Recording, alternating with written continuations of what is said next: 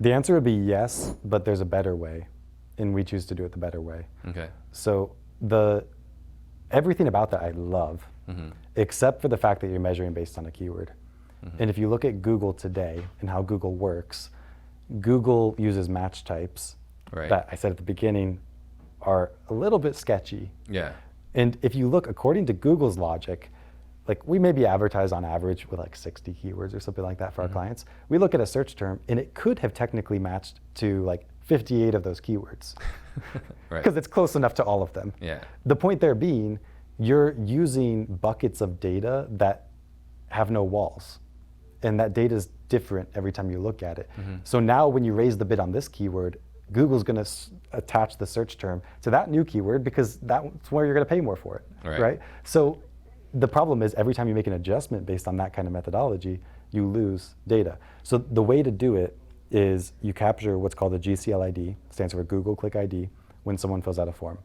That Google Click ID is a unique ID that applies to that particular click in Google. What you do from there is you will figure out what happens with that click ID and then report via the API to Google, this is the click ID, this is what ended up happening. And then by doing that, not only do you know the keyword, you know what ad they clicked, you know the exact search term, you know the keyword, you know the ad group, you know the audiences, the demographics, you know the time of day, you know everything about that click. And where this gets really, really interesting, by the way, we're kind of moving this direction, but this is very advanced and it's not fully there. We can use some elements of this. But where it gets really advanced is when you take it from what's called an inferential perspective to a predictive perspective. And I know this, this is like college, like analytics stuff, right? Like I don't think most real estate investors get this, so let me explain really briefly. Inferential analytics are basically analytics where you can understand what the data generation process is. Meaning you understand because it was that keyword, it was this, therefore we can make this change. Predictive analytics are where you don't understand why, but you understand what.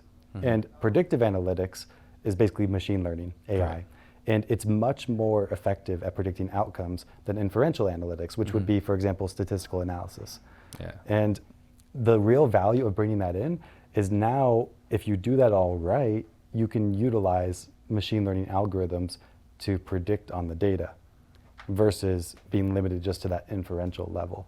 And that's where, like if we're looking at where PPC is headed in this industry, that's where it's headed. The only people who are going to be able to do that are going to be those that have the most data, because even those with the most data will hardly have enough data to really make that work. So that's like our long-term play in this industry. But that's so much more powerful than knowing which keyword it came from.